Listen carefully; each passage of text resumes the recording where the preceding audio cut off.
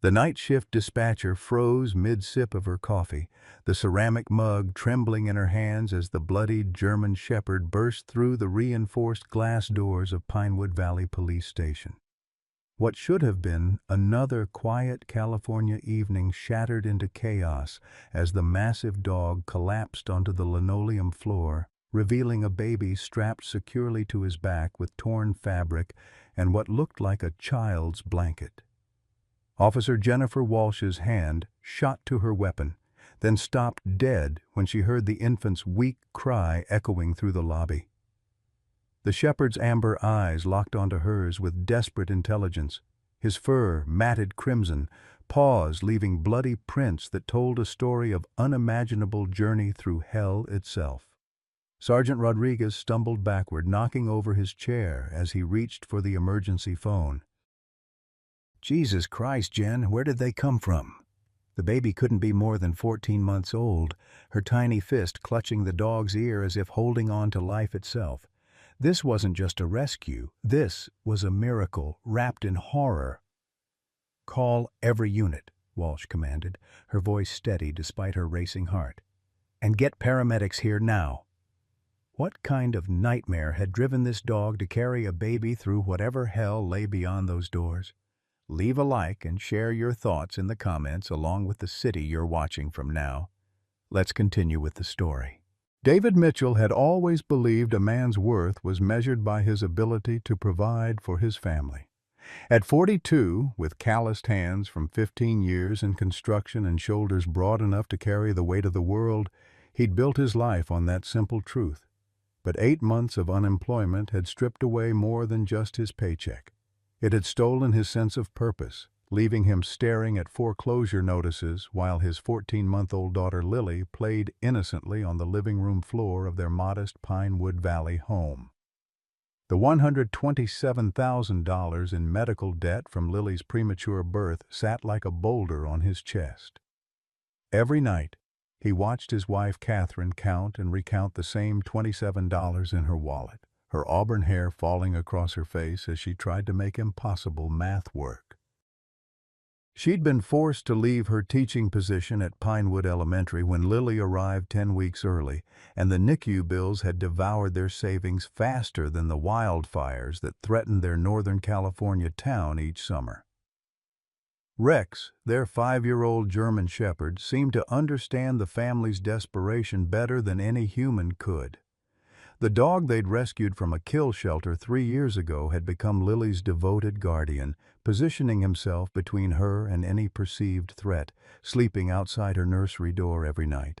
His intelligent amber eyes tracked every conversation, every worried glance between David and Catherine, as if he could sense the storm clouds gathering over their small family. Catherine Mitchell carried secrets heavier than her husband knew. 3 miscarriages before Lily had nearly broken her spirit, making their miracle baby even more precious. At 38, she'd given up dreams of returning to the classroom, pouring all her maternal love into caring for Lily and, if she was honest, treating Rex like the firstborn child she'd lost so many times. The dog's gentle patience with Lily's tiny hands tugging his ears, his protective instincts that never wavered, had made him family in ways that transcended species. But tonight, harsh reality demanded impossible choices. The foreclosure notice gave them 48 hours. The apartment they could barely afford had a strict no-pets policy. Rex, who had never missed a meal guarding their home, who had never failed to alert them to danger, who loved Lily with a devotion that put some humans to shame, would have to go. As Catherine tucked Lily into her crib, she whispered the lullaby her grandmother had taught her, trying to keep her voice steady. In the doorway, Rex sat motionless, his head tilted in that distinctive way that always made her think he understood every word. Tomorrow they would drive him back to the shelter where they'd found him, back to the same concrete kennel where a final day sign had once marked him for death. Neither David nor Catherine noticed the way Rex's ears perked at their hushed conversation in the kitchen, or how his intelligent eyes seemed to glisten with something that looked remarkably like tears. The conversation that would haunt David Mitchell for the rest of his life began at 9:47 p.m. on what should have been an ordinary Tuesday evening. He sat across from Catherine at their scratched kitchen table, the foreclosure notice spread between them like a death sentence, while Rex lay in the doorway with his chin resting on his paws, amber eyes moving between them with an intelligence that always unsettled David. "The Riverside Apartments called back," Catherine said, her voice barely above a whisper. "They have a 2-bedroom available for $800 less than our mortgage, but—" She couldn't finish the sentence, her eyes drifting to Rex, who seemed to understand every word. "But no pets," David completed, the words tasting like ash in his mouth. "I know, Cat. I've been over the numbers 100 times. We're drowning here." Catherine's hands trembled as she reached for the stack of medical bills. $47,000 for Lily's NICU stay. "The insurance company is fighting every claim. And now with you being out of work for 8 months," her voice cracked. "David, I found another past due notice from the electric company hidden in your toolbox yesterday." Rex's ears perked up at Catherine's distressed tone, and he rose slowly, padding over to rest his massive head on her lap. The gesture broke something inside her, and tears began flowing freely. "He knows, David. Look at him. He knows we're talking about giving him away." David's throat constricted as he watched his wife stroke Rex's fur with the same gentle touch she used on Lily. 3 years ago, when he'd walked into that county shelter looking for nothing more than to help his buddy Mike transport donated blankets, he'd never intended to fall in love with the dignified German shepherd sitting quietly in the last kennel. The final day sign had decided it for him. This dog deserved better than a needle and a crematory oven. "Remember what the adoption counselor said?" Catherine's voice was thick with memory. "She said Rex had been there for 3 months. Too big, too much training needed, too old. Nobody wants adult shepherds." She looked down at Rex, whose tail gave a small, hopeful wag. "But he chose us, didn't he? The way he just sat beside your feet in that little room, like he was saying, 'I'll be good, I promise.'" For 3 years, Rex had proven that promise true every single day. He'd never chewed furniture, never had an accident in the house, never shown aggression toward anyone. When Catherine had been on bed rest during her difficult pregnancy, Rex had seemed to understand, bringing her slippers in his mouth, alerting David whenever she needed help. When Lily was born, Rex had appointed himself her personal guardian, sleeping outside the nursery, alerting them to every cry before they could even hear it themselves. "The shelter in Billings said they'd take him," David forced himself to say, hating every word. "It's a no-kill facility. They specialize in finding homes for older dogs." 200 miles away," Catherine sobbed. "We'd never see him again. Never know if—" She couldn't voice the fear that ate at both of them. That at 5 years old, Rex might spend his remaining years in a cage, waiting for a family that might never come. Rex seemed to sense the finality in their voices. He lifted his head from Catherine's lap and walked to the kitchen window that faced the dense pine forest behind their property. His body went rigid, ears forward, nose twitching at something neither human could detect. A low whine escaped his throat, different from his usual vocalizations, urgent, almost frantic. "What's wrong with him?" David asked, following Rex's gaze into the darkness beyond the glass. The Weather Service had issued red flag warnings all week: critically low humidity, increasing winds, extreme fire danger. But the night seemed peaceful enough, stars visible through the canopy of towering pines that had stood sentinel over Pinewood Valley for decades. Rex began pacing between the window and the hallway that led to Lily's nursery, his behavior increasingly agitated.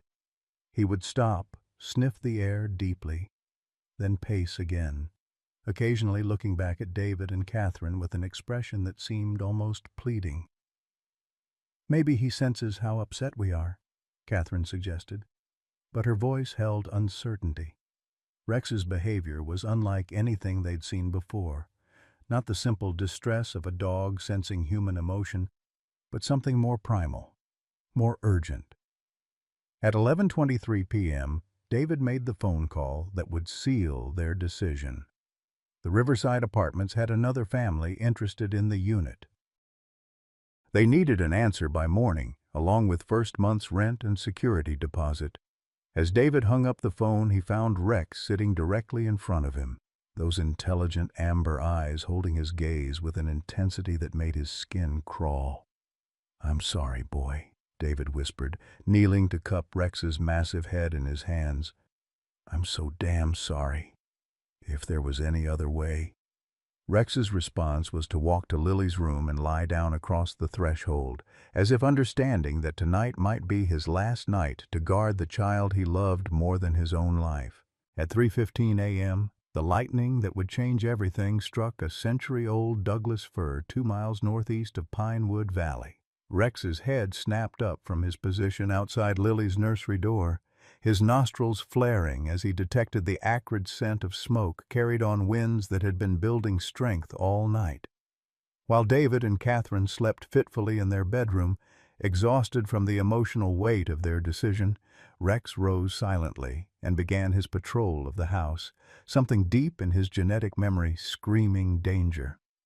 The German Shepherd's enhanced senses, honed by both his wolf ancestry and military training, detected what human technology had not yet registered. 20 miles away, the strike had ignited bone-dry undergrowth in seconds. The Santa Ana winds, gusting at 40 miles per hour, were feeding the flames with the efficiency of a bellows, sending embers dancing across the forest canopy like deadly fireflies. Rex moved from window to window, his agitation growing with each passing minute. The smoke was still invisible to human eyes, the flames still distant enough that the fire department's lookout stations hadn't spotted the glow. But Rex's nose told him a story of destruction racing toward them at a speed that would give his family mere minutes to escape once the danger became visible. At 3:27 a.m., Rex made his first attempt to wake the household. He padded into David and Catherine's bedroom and placed his cold nose against David's hand, whining softly. David stirred but didn't wake, his exhausted mind dismissing the intrusion as Rex's usual restlessness. Rex tried again, this time pawing gently at the bedsheets, but Catherine only rolled over, murmuring something unintelligible in her sleep. The smell of smoke was growing stronger now, carried on winds that rattled windows and sent pine needles skittering across the roof like skeletal fingers. Rex's military training had taught him to trust his instincts above all else, and every instinct was screaming that his pack was in mortal danger. He returned to Lily's room, where the 14-month-old slept peacefully in her crib, her tiny fist clutched around a stuffed elephant that Rex had learned to retrieve whenever she dropped it. At 3:34 a.m., the first ember landed on the Mitchells' roof. Rex heard the tiny sizzle as it met the dry wooden shingles, saw the brief flare of light through the skylight in the hallway. His whining became more urgent now, but still his family slept on, trusting in smoke detectors that wouldn't activate until flames were already consuming their home. The German Shepherd faced the most agonizing decision of his life.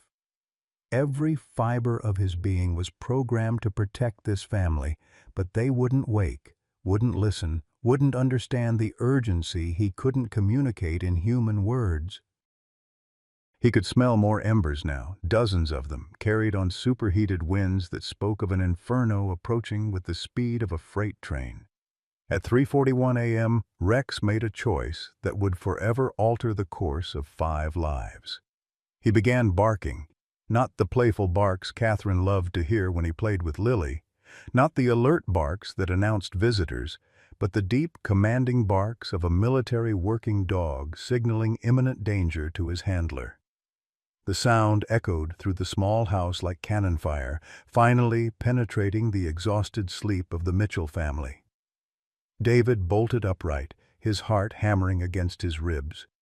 In the hallway, Rex was barking with a ferocity David had never heard before, his entire body rigid with tension. "What the hell, Rex?" David muttered, stumbling toward the bedroom door. That's when he smelled it, the acrid bite of smoke that made his blood run cold. Catherine was already sitting up, her maternal instincts triggered by sounds of distress. "David, something's wrong. Rex never barks like that unless—" Her words were cut off by the sharp crack of splintering wood as the first section of roofing gave way to flames that had been feeding on the drought-dried shingles for nearly 10 minutes.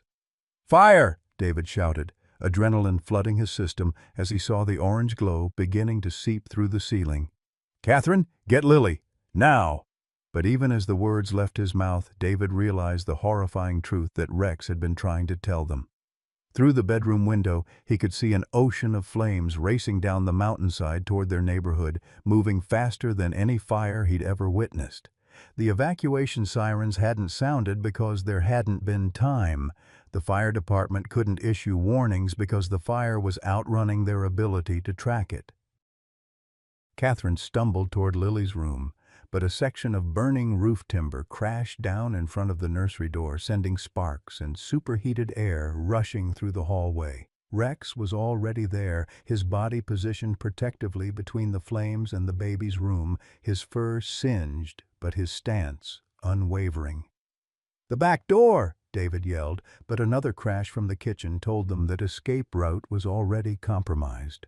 The propane tank for their outdoor grill had caught fire, and the explosion that followed shattered the back windows and sent a fireball rolling through their small kitchen. They were trapped. The front of the house was blocked by the fallen pine tree that the wind had torn down just moments after the fire reached their property line. The back was an inferno. The only windows large enough for adult escape were in Lily's room, but the hallway leading to her was becoming impassable with each passing second. Rex looked from David to Catherine, then toward Lily's room where the baby had begun crying, her terrified wails barely audible over the roar of flames consuming their home. In that moment, David saw something in the German shepherd's eyes that would haunt him forever. The look of a soldier accepting a mission from which he might not return. Without hesitation, Rex launched himself through the wall of smoke and flame that separated him from Lily, disappearing into the inferno to save the child belonging to the family that had planned to abandon him in just a few hours. Rex plunged through the corridor of flames with the precision of the military working dog he'd once been, his thick coat providing precious seconds of protection against the superheated air. The nursery door had warped in its frame from the intense heat, but Rex's 80-pound body hit it with the force of desperation, splintering the wood around the latch until it gave way. Inside, Lily's cries had become weak whimpers as smoke began filling her small sanctuary. The German shepherd's training from his days in Afghanistan kicked in with crystalline clarity. Assess the situation, protect the asset, find an exit route. He could see that the window in Lily's room was their only hope. It faced away from the main fire and toward the old logging road that wound down the mountain. But getting a 14-month-old baby down 2 stories and across miles of burning forest would require a miracle that only love could provide. Rex worked with methodical urgency, using his teeth to tear strips from Lily's baby blankets and the spare clothing Catherine kept in the nursery dresser. His paws, already singed from the burning hallway floor, worked alongside his mouth to create a makeshift harness. Every few seconds, he would pause to check on Lily, nudging her gently with his nose, letting her tiny fingers grip his fur while he worked. Meanwhile, in the main part of the house, David and Catherine faced their own nightmare. A section of the ceiling had collapsed, pinning David's left leg beneath a burning support beam. Catherine, her face streaked with soot and tears, was trying desperately to lift the timber, but her 118-pound frame was no match for the waterlogged Douglas fir that had absorbed decades of mountain moisture. "Leave me," David gasped, his voice barely audible over the roar of flames consuming their home. "Get to Lily. Get to Rex." "I'm not leaving you," Catherine screamed back, her hands already blistered from trying to move the scalding wood. "And I'm not leaving without both of you." But even as she spoke, they could hear the terrifying sound of the fire spreading through the walls around them. The electrical system was failing, sending showers of sparks through the smoke-filled air. The smell of melting plastic and burning insulation created a toxic fog that made breathing nearly impossible. In the nursery, Rex had completed his improvised rescue harness. With infinite gentleness, he maneuvered Lily onto his back, securing her with the torn fabric in a way that would distribute her weight evenly across his broad shoulders. The baby, sensing somehow that this was their only chance at survival, had stopped crying and was gripping Rex's fur with both tiny fists. Rex tested the harness carefully, making sure Lily was secure, but could still breathe. Then he turned toward the window, knowing that what came next would either save them both or kill them. The drop to the ground was at least 15 feet, and beyond that lay 2.5 miles of burning forest between them and the Pinewood Valley Police Station, the only building in town he knew would be staffed at this hour. The German Shepherd had no way to explain to David and Catherine what he was about to do. He could hear their voices from the main house, David's growing weaker as smoke inhalation took its toll. Rex's heart, if dogs can be said to have hearts that break, was torn between his desire to save them all and the harsh reality that he could only save one. The choice was made for him when another section of roof collapsed, this time directly over the hallway between the nursery and the rest of the house. Even if David and Catherine could escape their trap, they would never reach Lily now. Rex was her only hope, and he was running out of time. Using his powerful hind legs, Rex launched himself through the nursery window, twisting his body in midair to absorb the impact on his side rather than on the precious cargo strapped to his back. The landing was brutal. His left shoulder took the brunt of the fall, and he felt something tear in his shoulder blade. But Lily's cry of alarm told him she was alive and uninjured. Behind them, the Mitchell house was now fully engulfed, flames shooting 50 feet into the air and sending a column of smoke visible for miles. Rex could hear the distant wail of fire engines, but he knew they would arrive too late to save David and Catherine. That knowledge burned in his chest worse than any physical pain, but he forced himself to focus on the mission at hand. The journey that followed would become the stuff of legend in Pinewood Valley, though no human witnessed most of it. Rex navigated through a landscape transformed into hell itself, using every skill his military training and wolf instincts could provide. The old logging road offered some protection from the worst of the flames, but embers fell like deadly snow, singing his fur and forcing him to constantly adjust his route. At the halfway point, near Coyote Creek, Rex encountered the first of several challenges that would test his determination. A family of coyotes, driven from their den by the approaching fire, had claimed the creek crossing as their territory. The alpha male, his yellow eyes reflecting the firelight, blocked Rex's path with hackles raised and teeth bared. Under normal circumstances, Rex would have avoided the confrontation. But with Lily depending on him, retreat wasn't an option. The fight was brief but vicious. The coyote was desperate and cornered, but Rex had the advantage of size and training. When it was over, the coyote lay motionless beside the creek, and Rex bore 3 new wounds across his muzzle and neck. More concerning was the damage to his right front paw, where the coyote's teeth had found their mark between the pads. Lily had remained remarkably quiet throughout the ordeal, as if sensing that silence was crucial to their survival. Occasionally, she would pat Rex's head with her tiny hand, and he would feel her small body relax against his back. Those moments gave him strength to continue when his own body screamed for rest. The worst part of the journey came as they approached the valley floor, where the fire had jumped across the main highway and was racing through the residential areas of Pinewood Valley. Rex could see houses burning in the distance, their windows exploding outward in showers of glass and flame. The police station was still over a mile away, but he could see its emergency lights flashing through the smoke. As they moved through the abandoned neighborhoods, Rex's keen hearing picked up sounds that chilled him, human voices calling for help from houses that were already lost to the flames.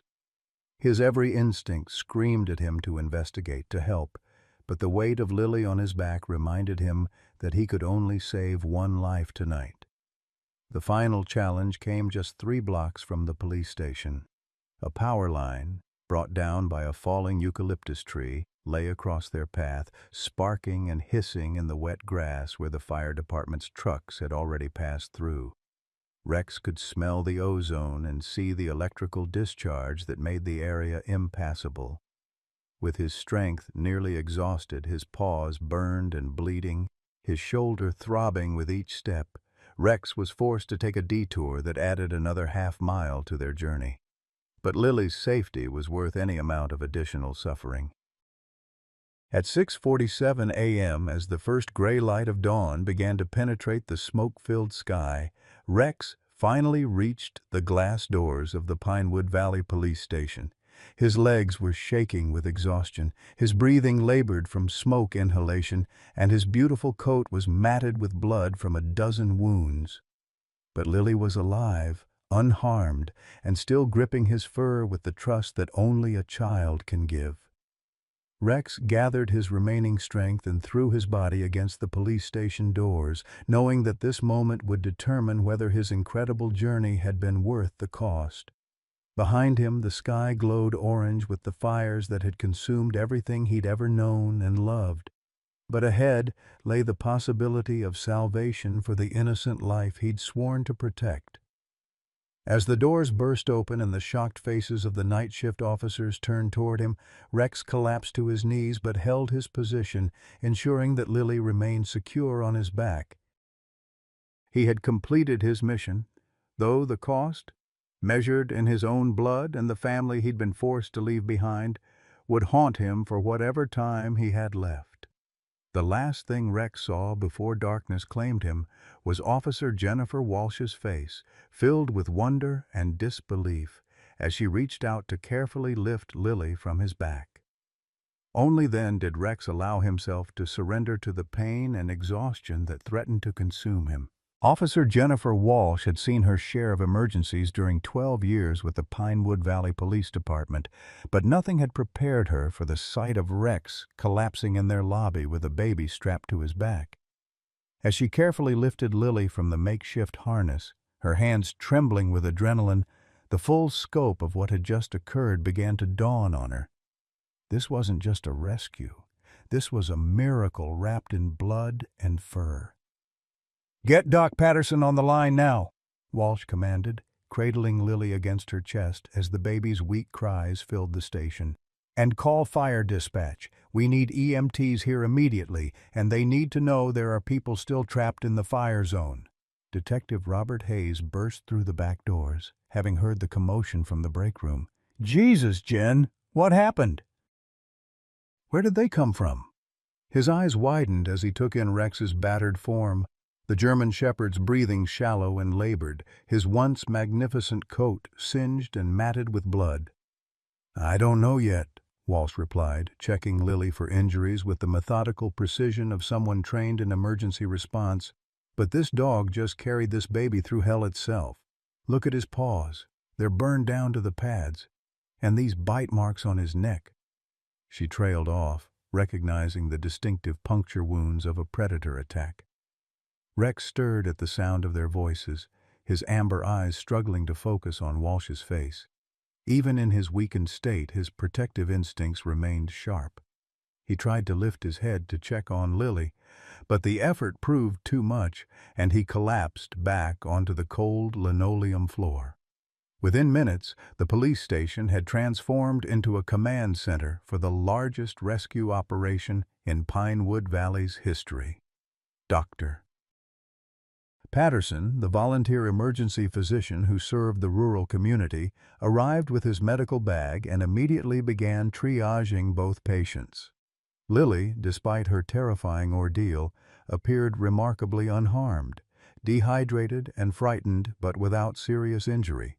Rex was another story entirely. This animal has smoke inhalation, severe burns on all four paws, multiple lacerations, and what appears to be a dislocated shoulder, Patterson reported, his voice tight with professional concern. The fact that he's still alive, much less conscious, is remarkable. He needs immediate veterinary attention. As Patterson worked, Walsh pieced together the few clues they had. The baby's sleeper bore the embroidered name Lily, and a partially melted dog tag hanging from Rex's collar was inscribed with Rex Mitchell, 1423 Pine Ridge Road. Hayes was already on the radio, coordinating with fire units to locate the address, though the reports coming back were grim. "Pine Ridge Road is completely gone," came the static-filled voice of Fire Chief Morrison. "Whole neighborhood went up like a matchbox. We've got crews searching for survivors, but—" The unfinished sentence hung heavy in the smoky air. The veterinarian, Dr. Sarah Kim, arrived 20 minutes later, her face grave as she examined Rex's injuries. "Officer Walsh, I need to be honest with you. This dog is in critical condition. The smoke inhalation alone could kill him, and these burns are third degree in some places. He needs surgery immediately, but even then—" She shook her head. "The kindest thing might be to put him out of his misery." "No." The word escaped Walsh's lips with surprising force. "Absolutely not. This dog just performed the most heroic act I've ever witnessed. We fight for him. We fight for him like he fought for this baby." As Dr. Kim prepared to transport Rex to her clinic, news began filtering in about the fire's devastating impact. Pine Ridge Road was indeed gone, consumed by flames that had moved through the residential area with unprecedented speed. But miraculously, fire crews had found 2 survivors in the rubble of 1423 Pine Ridge Road, David and Catherine Mitchell, unconscious but alive, trapped beneath debris that had somehow protected them from the worst of the flames. The reunion at Pinewood Valley Hospital 3 hours later was simultaneously heartbreaking and joyful. David, his left leg in a cast and his face blackened with soot, wept openly when Walsh placed Lily in his arms. Catherine, suffering from smoke inhalation and multiple burns, could barely speak, but her tears said everything as she touched her daughter's face with trembling fingers. "Rex," David managed to croak through his damaged throat. "Where is he? Is he—" "He's alive," Walsh assured them, though the uncertainty in her voice was unmistakable. "Dr. Kim is operating on him now." "But David, Catherine, what that dog did, he saved your daughter's life. He carried her over 2 miles through an active wildfire. The burns on his paws, the smoke damage to his lungs. He nearly died getting her to us." Catherine's sobs intensified, guilt crushing her chest with a weight heavier than any burning timber. "We were going to give him away," she whispered, the words barely audible. "Tomorrow morning we were going to drive him to a shelter because we couldn't afford to keep him. And he saved our baby." The emotional impact of that revelation rippled through everyone present. Detective Hayes, a tough ex-Marine who rarely showed emotion, had to step out of the room. Walsh felt her own throat constrict as she imagined Rex's confusion and heartbreak, learning he was to be abandoned, only to risk everything to save the family that had planned to discard him. Dr. Marcus Hoffman, the trauma surgeon treating David and Catherine, had remained silent throughout the reunion, but his face had grown increasingly pale. When Walsh mentioned Rex's name and described the German Shepherd's appearance, something shifted in the doctor's expression, a recognition that seemed to bring with it a crushing weight. "Excuse me," Hoffman said abruptly, his professional composure cracking. "This German Shepherd, you said his name is Rex? Large dog, amber eyes, scar on his left flank?" Yes, Walsh replied, surprised by the surgeon's sudden interest. Do you know him? Hoffman's hands began to tremble almost imperceptibly. I live across the street from the Mitchells. There have been complaints about the dog, noise complaints. His voice grew quieter with each word. I may have influenced the decision to surrender him. The room fell silent except for the steady beep of Catherine's heart monitor. David's eyes, still red from smoke exposure, fixed on Dr. Hoffman with an intensity that made the surgeon step backward. You what? David's voice was barely a whisper, but it carried the weight of absolute disbelief. I filed noise complaints with animal control, Hoffman admitted, his usual authoritative demeanor crumbling. The barking it was interfering with my work. Important calls. I may have threatened to have him removed if the situation didn't improve. Catherine's heart monitor began beeping faster as her emotional distress spiked. The irony was suffocating. The man now working to save their lives had been instrumental in forcing them to give up the dog who had ultimately saved them all. Dr. Hoffman, Walsh interjected, her voice carefully controlled. Are you telling me that your complaints contributed to this family's decision to surrender Rex to a shelter? Hoffman looked around the room, seeing the judgment in every face. I didn't know. I couldn't have known that. That what? David's voice grew stronger, fueled by a rage that temporarily overcame his physical weakness. That our dog would prove he loved us more than we apparently loved him? That he would risk his life to save our daughter while we were planning to throw him away because you didn't like the sound of his barking? The weight of his actions seemed to physically crush Dr. Hoffman. This man who was accustomed to saving lives, who prided himself on his medical expertise and community standing, had potentially condemned the very animal that had just performed the most heroic act any of them had ever witnessed. There's something else, Walsh said quietly, checking her phone for updates from Dr. Kim. Rex didn't just carry Lily to safety. According to the trail evidence our fire investigators found, he fought off at least one coyote during the journey. There's blood that doesn't belong to him at Coyote Creek, and defensive wounds on his neck and muzzle. He was literally fighting for her life every step of the way. The revelation hit Dr. Hoffman like a physical blow. His face went ashen as he gripped the doorframe for support. My God, he whispered, what have I done? Outside the hospital room, the story of Rex's heroic journey was already beginning to spread. Local news crews were setting up in the parking lot.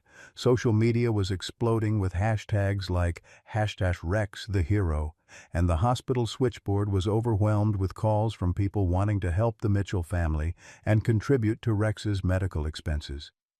But inside that small room, surrounded by the antiseptic smell of a hospital and the steady rhythm of life support equipment, the real story was just beginning to unfold, a story of guilt and redemption, of sacrifice and love, and of the terrible price of good intentions gone wrong. Dr. Hoffman excused himself abruptly, claiming he needed to check on other patients. But Walsh saw the truth in his haunted expression. He was fleeing from the magnitude of his mistake, from the realization that his petty complaints had nearly resulted in the death of a hero.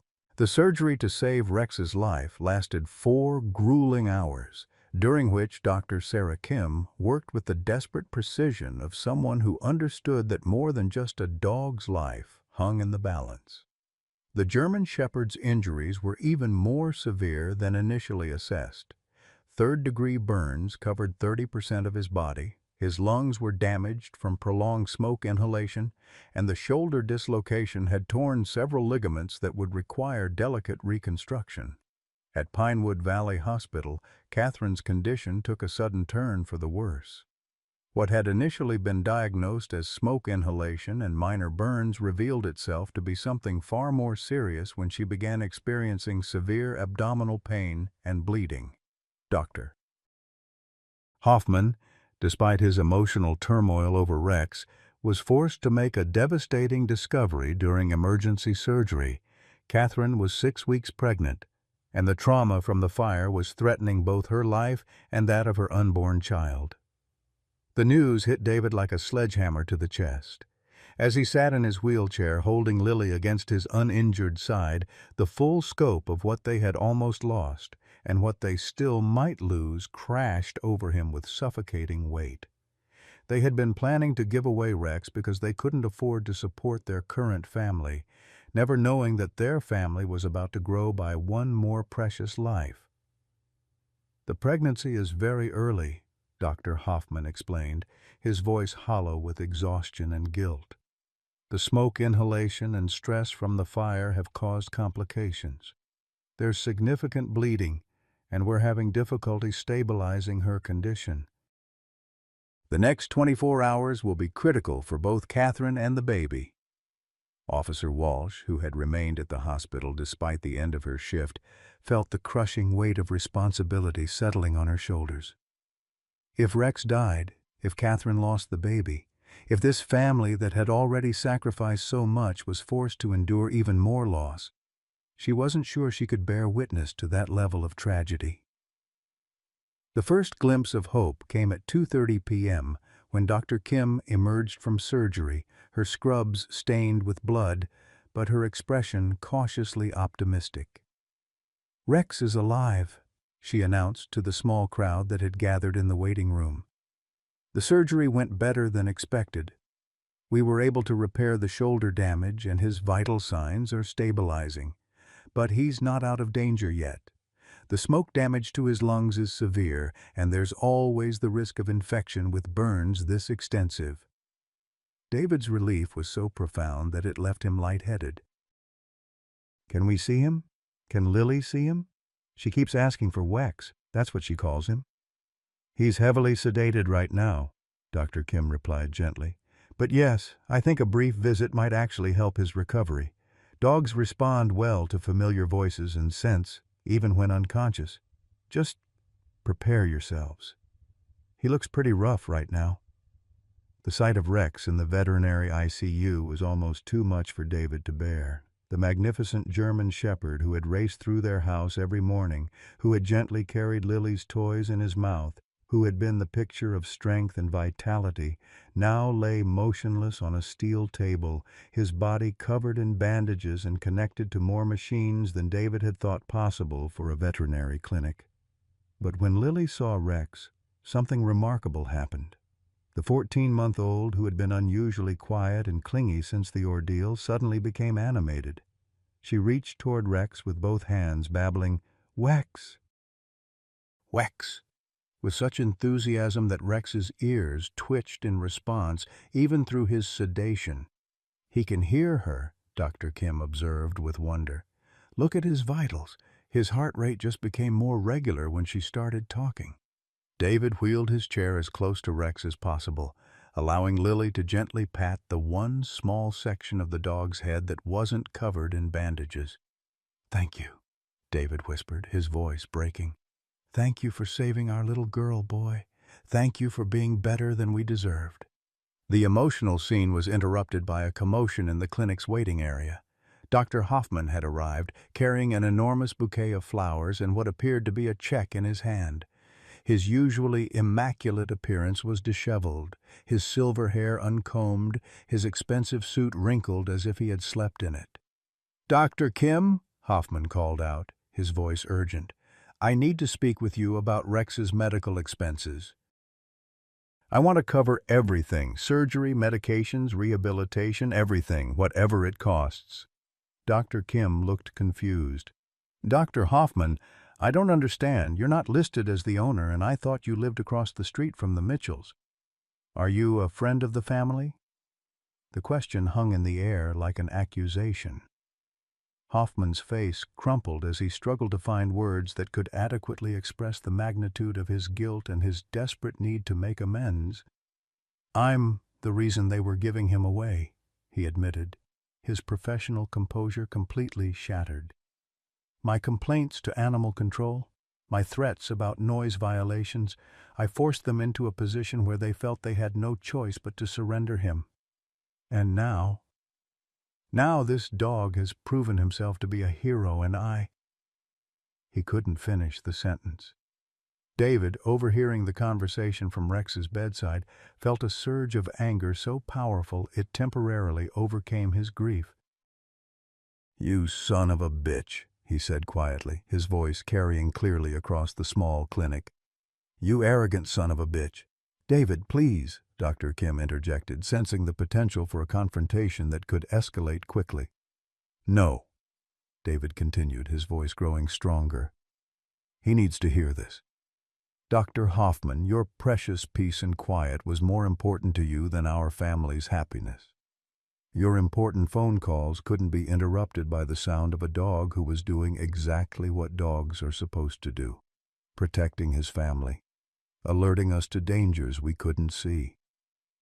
Hoffman took a step closer, and David could see tears beginning to form in the surgeon's eyes. "You're right," Hoffman said simply. "You're absolutely right. I was selfish and petty, and I used my position in the community to bully a family that was already struggling. There's no excuse for what I did." "You're damn right there's no excuse," David shot back. "That dog lying there fought off wild animals and ran through fire to save my daughter. He nearly died protecting the child of people who were about to abandon him because you couldn't tolerate the sound of barking. How do you live with yourself?" The confrontation was interrupted by Dr. Kim's pager beeping urgently. She checked the display, and her face went pale.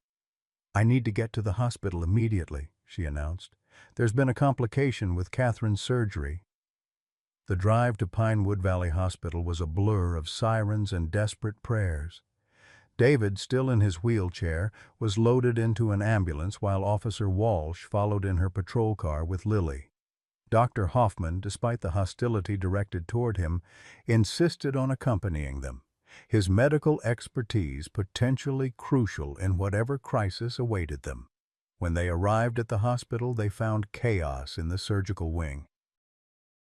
Catherine had begun hemorrhaging during what should have been a routine procedure to remove debris from her lungs. The pregnancy, combined with her other injuries, had created complications that threatened to overwhelm the small hospital's resources. "We need to make a choice," the lead surgeon, Dr. Roberts, explained grimly. "We can focus on saving Catherine, or we can try to save the pregnancy. But given our limitations here, we may not be able to save both. The baby is only 6 weeks along. Technically, we're not even legally obligated to attempt preservation at this stage." David felt the world spinning around him. In the span of less than 24 hours, he had nearly lost his entire family to fire, watched his dog risk everything to save his daughter, and now faced the possibility of losing his wife or their unborn child. The weight of all these decisions, giving away Rex, keeping the pregnancy secret, not evacuating sooner, crushed down on him with suffocating force. "Save Catherine," David whispered, the words tearing something vital inside his chest. "Save my wife. We can't. Lily needs her mother. I need her." But before Dr. Roberts could respond, Dr. Hoffman stepped forward, his voice carrying the authority that had made him one of Northern California's most respected surgeons. "Dr. Roberts, I'm taking over this case. Transfer Catherine to the main OR immediately and get me a surgical team. We're going to save them both." Dr. Hoffman's hands had never been steadier as he scrubbed in for the most important surgery of his career. The irony wasn't lost on him. He was about to fight for the life of a woman whose family he had helped tear apart, trying to save an unborn child whose existence had been hidden partly because of the financial pressure his complaints had created. But as he entered the operating room where Catherine Mitchell lay unconscious, her life hanging by the thinnest of threads, Marcus Hoffman felt something he hadn't experienced in 3 years, a sense of purpose beyond his own pain. The surgery that followed would be talked about in medical circles for years to come. Catherine's injuries were far more complex than anyone had initially realized. The smoke inhalation had caused severe inflammation in her respiratory system, but more critically, the trauma from the fire had triggered a condition called placental abruption. The placenta was separating from the uterine wall, threatening both her life and that of her 6-week-old fetus. Dr. Hoffman, his surgical nurse, Maria Santos, said quietly as they worked, "Her blood pressure is dropping. We're losing her." Hoffman's response was to work faster, his years of experience allowing him to navigate the delicate tissue with microscopic precision. "Not today," he muttered, sweat beading on his forehead despite the cool temperature of the OR. "Not this family. Not after what they've been through." In the waiting room, David sat in his wheelchair with Lily sleeping fitfully in his lap, while Officer Walsh paced the small space like a caged animal. The waiting was torture. Every minute that passed without news felt like an hour, and the steady tick of the wall clock seemed to mock their desperation. Detective Hayes arrived with updates from the fire scene that brought both relief and additional heartbreak. "Good news first," he said, settling into the uncomfortable plastic chair beside David. "Rex is awake. Dr. Kim says he's asking for you. Well, as much as a dog can ask for someone. He won't settle down, keeps trying to get up despite his injuries." David felt tears of relief streaming down his face. "And the bad news?" "Your house is gone, David. Completely gone. The investigators said the fire moved through your neighborhood so fast that most people didn't have time to grab anything, but—" Hayes paused, reaching into his jacket pocket. "One of the fire dogs found this in what used to be your backyard." He handed David a small, partially melted object that was barely recognizable as Lily's favorite stuffed elephant, the same one Rex had learned to retrieve whenever she dropped it. The toy was singed and damaged, but somehow it had survived the inferno that had consumed everything else they owned. "Ellie," Lily whispered, her eyes fluttering open as she recognized her beloved companion despite its damaged state. She clutched the melted toy against her chest and immediately began looking around the room. "Wex? Where, Wex?"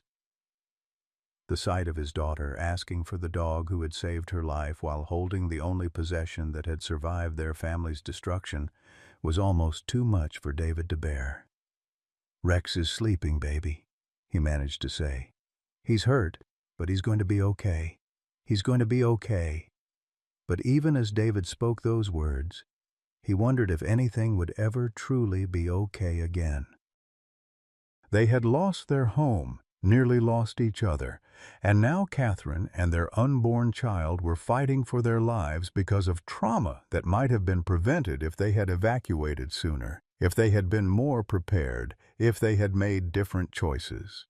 The spiral of guilt and self-recrimination was interrupted by the arrival of Mrs. Dorothy Fletcher, the elderly widow who lived next door to the Mitchells. At 78, Dorothy had been evacuated to a shelter when the fire reached their neighborhood, but she had somehow convinced someone to bring her to the hospital when she heard about the Mitchell family's situation. "David, honey," she said, her voice trembling with emotion as she approached his wheelchair. "I came as soon as I heard. How is Catherine? How is the baby?" David looked up at the woman who had been Rex's unofficial second family, who had often fed him treats over the fence and had always defended him when Dr. Hoffman complained about his barking. "Mrs. Fletcher, what are you doing here? You should be at the evacuation center getting medical attention." "Nonsense," Dorothy replied firmly, settling into the chair beside him with the determination of someone who had lived through 8 decades of life's challenges. "Rex saved your family, David. That dog has been my companion for 3 years, keeping me company since my Harold passed. He's a good dog, the best dog, and I'm not leaving this hospital until I know he and your family are going to be all right." Her words carried a weight that transcended her small frame. Dorothy Fletcher had watched the Mitchell family struggle with their financial difficulties, had seen them make the heartbreaking decision to give up Rex, and had witnessed firsthand the dog's unwavering devotion to Lily and Catherine. "There's something you need to know," Dorothy continued, her voice dropping to a whisper, "about Dr. Hoffman's complaints. About why he was so determined to get Rex removed from your neighborhood." David's attention sharpened, sensing that Dorothy was about to reveal something significant. "What do you mean?" Dorothy glanced around the waiting room to ensure they wouldn't be overheard, then leaned closer to David. 3 years ago, Dr. Hoffman's son Tommy was killed in a car accident. The boy was chasing a ball into the street, and a car swerved to avoid hitting a dog that had run into the road. The car hit Tommy instead. The revelation hit David like a physical blow. "Rex?" "No," Dorothy said quickly. "Not Rex. A different dog entirely from a family 2 blocks over. But Dr. Hoffman, he's never been able to accept that it was just a tragic accident. He's blamed dogs in general, all dogs, for his son's death. Rex just became the target for all that anger and grief." The pieces began falling into place in David's mind. Hoffman's irrational hostility toward Rex, his determination to have the dog removed despite Rex's obvious good behavior, his emotional breakdown when he learned about Rex's heroic actions. It all made sense now. The surgeon had been projecting his grief and rage onto an innocent animal who had done nothing wrong except exist in his line of sight. "That poor man," David found himself saying, surprising himself with the sympathy in his voice. "No wonder he—" "No," Dorothy interrupted firmly. "Don't you dare make excuses for him, David Mitchell. Grief doesn't give anyone the right to destroy other people's families. That man used his position and influence to bully you into giving up Rex, and he nearly succeeded. If that fire hadn't happened, Rex would be in a shelter right now and your daughter would be dead." The harsh truth of Dorothy's words settled over the waiting room like a shroud. They all knew she was right. If not for the fire that had given Rex the opportunity to prove his worth, he would have been surrendered to an uncertain fate, and the Mitchell family would have lost their greatest protector just when they needed him most. Their conversation was interrupted by the appearance of Dr. Hoffman himself, still in his surgical scrubs, his face pale with exhaustion, but his eyes bright with something that might have been hope. "David," he said quietly, approaching the wheelchair with obvious hesitation. "Catherine is stable. The surgery was successful. We were able to stop the bleeding and the pregnancy is viable. Your wife and your unborn child are both going to be fine." The relief that washed over David was so intense it left him gasping for breath. Officer Walsh stepped forward quickly, thinking he might be having a medical emergency, but David was simply overwhelmed by the magnitude of what they had all just survived. "Thank you," David whispered, the words inadequate for what he was feeling. "Dr. Hoffman, thank you for saving them." Hoffman knelt beside David's wheelchair, bringing himself to eye level. "David, I need to tell you something, and I need you to listen carefully. What happened to my son? It wasn't Rex's fault. It wasn't any dog's fault. It was an accident, a horrible accident, and I've spent 3 years blaming innocent animals for something that was nobody's fault." David could see the pain etched in every line of Hoffman's face, the weight of 3 years of misdirected anger and grief finally being acknowledged. "Your complaints about Rex," David said quietly. "Your threats to have him removed. You nearly destroyed my family because you couldn't deal with your own loss." "Yes," Hoffman admitted, his voice breaking, "and I'll have to live with that for the rest of my life. But David, I want to make it right. I want to help your family rebuild, help Rex recover, help you move forward from this tragedy. It won't undo what I did, but maybe it's a start." Looking at the broken man kneeling beside his wheelchair, David felt something shift inside his chest. The anger was still there, the hurt was still real, but underneath it all was a recognition of shared pain and the possibility of redemption. "Rex is the one you need to make it right with," David said finally. "He's the one who suffered because of your decisions. He's the one who nearly died saving the family you tried to separate him from." Hoffman nodded, tears finally spilling over. "Then let me start there. Let me help heal the damage I caused, beginning with the dog who proved me wrong about everything." 6 months after the fire that nearly destroyed the Mitchell family, the morning sun cast gentle shadows across the backyard of their new home, a modest but comfortable house that had been built with donations from a community that had been forever changed by Rex's heroic journey. David Mitchell stood at the kitchen window, his leg fully healed now, watching as Rex played gently with Lily in the garden that Dr. Marcus Hoffman had helped design and plant. The German Shepherd's recovery had been nothing short of miraculous. The burned paw pads had healed completely, leaving only faint scars that were hidden beneath his thick coat. The shoulder that had been so severely damaged during his leap from the nursery window had regained full mobility through months of careful rehabilitation. But the most remarkable transformation was in Rex's spirit. The dog, who had once carried the weight of abandonment and trauma, now moved with a confidence and joy that spoke of a family's unconditional love finally recognized and returned. Catherine emerged from the house, her hand resting protectively on the gentle swell of her belly, where their second child, Thomas Rex Mitchell, continued to grow strong and healthy. At 6 months pregnant, she glowed with the vitality that had nearly been lost in those terrifying hours after the fire. The morning sickness had finally passed, and the doctors had declared both mother and baby to be thriving beyond all expectations. "Look at them," Catherine said softly, joining David at the window. "Sometimes I still can't believe we almost gave him away. Sometimes I wake up in the middle of the night thinking about what would have happened if—" "Don't," David interrupted gently, wrapping his arm around his wife's shoulders.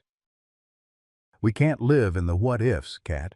We made a decision based on impossible circumstances, and Rex forgave us for it in the most spectacular way possible. That's what matters now." The sound of a car pulling into their driveway drew their attention away from the peaceful scene in the backyard. Through the front window they could see Dr. Hoffman climbing out of his Mercedes, but instead of his usual expensive suit, he wore jeans and a work shirt, and his arms were loaded with what appeared to be building supplies. The relationship between the Mitchell family and Dr. Hoffman had evolved in ways none of them could have predicted. The man who had once been their antagonist had become their most dedicated supporter, channeling his guilt and grief into a determination to not just rebuild what his actions had helped destroy, but to create something better. He had personally overseen the construction of their new home, ensuring it was not only beautiful, but also equipped with the most advanced fire detection and suppression systems available. More importantly, Hoffman had begun the long process of healing his own emotional wounds. Weekly therapy sessions with a grief counselor had helped him understand that his son's death had been a tragic accident, not the result of malicious intent by any animal. The anger that had consumed him for 3 years was slowly being replaced by a desire to honor Tommy's memory through acts of kindness and service. "Morning, David, Catherine," Hoffman called out as he approached the front door, his arms full of lumber and hardware. "I hope you don't mind, but I brought materials for that dog run we discussed. Rex deserves a space where he can exercise safely, especially with the baby coming." The transformation in Hoffman was perhaps the most remarkable aspect of the entire story. The arrogant surgeon who had once threatened to have Rex removed from the neighborhood now spent his weekends building improvements to make the dog's life more comfortable. He had also established a scholarship fund for veterinary students, specifically those interested in emergency animal medicine, and had begun volunteering at the county animal shelter where Rex had once faced euthanasia. As Hoffman began unloading his supplies, Rex appeared around the corner of the house, Lily riding on his back in the gentle manner that had become their favorite form of play. The sight of the German Shepherd approaching no longer triggered fear or anger in Hoffman. Instead, his face lit up with genuine affection and respect. "There's my hero," Hoffman said, kneeling down as Rex approached. The dog's tail wagged enthusiastically, showing none of the wariness that had once characterized their interactions. Rex had proven to be as forgiving as he was loyal, accepting Hoffman's transformation with the same grace he had shown in protecting the family that had planned to abandon him. Lily squealed with delight as she dismounted from Rex's back and toddled toward Hoffman, her vocabulary now expanded to include Doctor Marcus among her favorite phrases. The sight of the 18-month-old girl running fearlessly toward the man who had once been their family's greatest threat was a testament to the healing power of forgiveness and redemption. "How's our expectant mother feeling today?" Hoffman asked Catherine, his professional concern now genuinely warm rather than clinically detached. He had insisted on monitoring her pregnancy personally, refusing to charge for his services and ensuring she received the best possible care. "Thomas is kicking up a storm," Catherine replied, smiling as she placed her hand on her belly. "I think he's going to be as active as his namesake here." She gestured toward Rex, who had settled into his favorite position beside the garden where he could watch over both Lily and the adults simultaneously. The decision to name their son Thomas Rex had been unanimous. Thomas in honor of the little boy whose tragic death had set so many events in motion, and Rex to ensure that the dog's heroism would be remembered for generations. When they had shared this decision with Hoffman, the usually composed surgeon had wept openly, overwhelmed by the grace of a gesture he felt he didn't deserve. Officer Jennifer Walsh arrived just as Hoffman was beginning to measure out the dimensions for Rex's new exercise area. She had become a regular visitor to the Mitchell household, her own life having been profoundly changed by the events of that night 6 months ago. The single woman who had once doubted whether she wanted children had found herself applying to become a foster parent, inspired by the loyalty and protective instincts she had witnessed in Rex. "How's my favorite hero doing today?" Walsh asked, immediately being greeted by Rex's enthusiastic tail wagging. The bond between the police officer and the German Shepherd had remained strong, built on the foundation of that terrifying night when Rex had burst through the police station doors carrying Lily to safety. "Actually, I have some news that might interest everyone," Walsh announced, pulling out an official-looking document from her jacket pocket. "Rex's military records came through, and the Veterans Administration has approved something pretty special." She handed the papers to David, who scanned them quickly before his eyes widened in amazement. "They're awarding him the K-9 Medal of Valor. For his service in Afghanistan and for what he did for us? It's unprecedented," Walsh explained, her voice filled with pride. "A military working dog receiving recognition for both combat service and civilian heroism. The ceremony is next month, and they want the whole family there. Rex is going to be officially recognized as one of the most decorated dogs in American military history." The news sent a wave of emotion through the small gathering. Rex, who had no understanding of medals or ceremonies, simply continued to watch over Lily as she played in the garden, occasionally lifting his head to check on the adults who were discussing his remarkable achievements. Mrs. Dorothy Fletcher arrived just as the group was absorbing the news about Rex's award. At 78, the elderly widow had become the unofficial grandmother to the Mitchell family, her own lonely life enriched by her connection to Rex and her friendship with David and Catherine. She carried a covered dish that undoubtedly contained her famous apple pie, which had become Rex's favorite treat. "I hope I'm not interrupting anything important," Dorothy said, though her knowing smile suggested she was well aware that something significant was being discussed. "Mrs. Fletcher, you need to hear this," Catherine said excitedly, quickly filling her in on the news about Rex's medal. The elderly woman's eyes filled with tears as she listened, her hand reaching out instinctively to stroke Rex's head. "That dog has been a blessing to all of us," Dorothy said simply. "He saved your family. He helped Dr. Hoffman find his way back to being human, and he's shown this whole community what real loyalty looks like. A medal is the least he deserves." As the afternoon progressed, more neighbors began arriving, drawn by the sound of construction and the knowledge that something special was happening at the Mitchell house. The community that had rallied around the family after the fire had remained close-knit, bound together by their shared witness to Rex's heroism and the transformation it had sparked in their quiet town. Detective Robert Hayes arrived with his own family, including the rescue dog he had adopted from the same shelter where Rex had once faced euthanasia. Hayes had been instrumental in coordinating the investigation into the fire and had become a close friend to the Mitchells in the months that followed.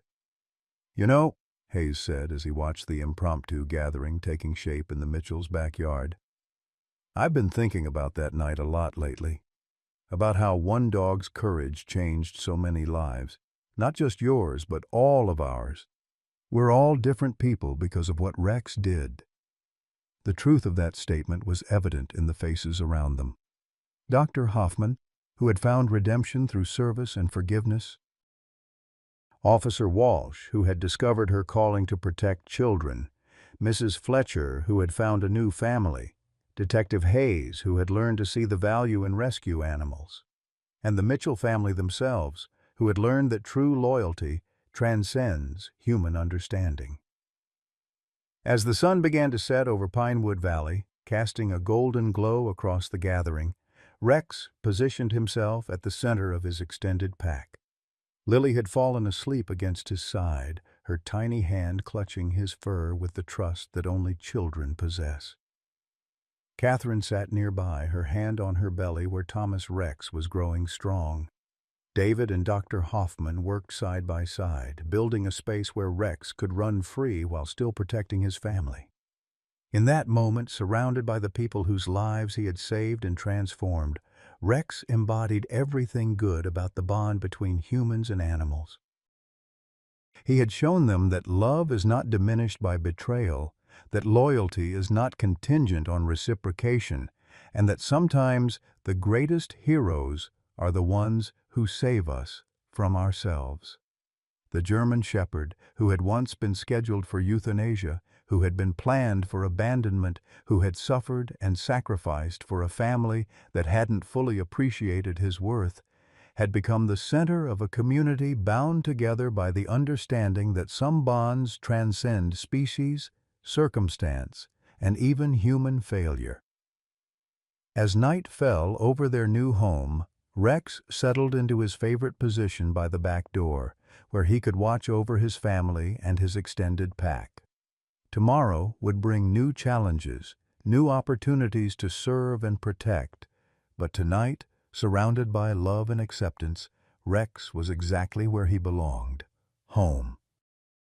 When Rex burst through those police station doors, bloodied and exhausted but carrying baby Lily to safety, he reminded us of something we've always known but sometimes forget in our modern world, that loyalty isn't just a word, it's a sacred promise. For those of us who remember when neighbors didn't need an invitation to help, when community meant something more than just sharing a zip code, Rex's story takes us back to those values we hold dear.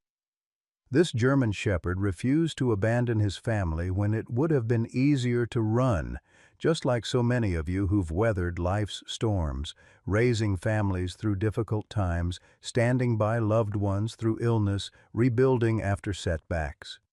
Rex's unwavering devotion mirrors your own quiet heroism. His story resonates because it reflects the best parts of the generation that built America with calloused hands and determined hearts. The Mitchells lost almost everything that terrible day, but they discovered what you've always known. Possessions can be replaced, but the bonds between family, including our four-legged family members, are what truly shelter us from life's storms. Rex didn't just save Lily's life that night. He saved something precious in all of us, our faith in unconditional love. Share your thoughts. Have you ever had a pet whose loyalty changed your life? What bonds have carried you through your toughest times? Please leave a comment below. Your stories inspire others and remind us all of what truly matters.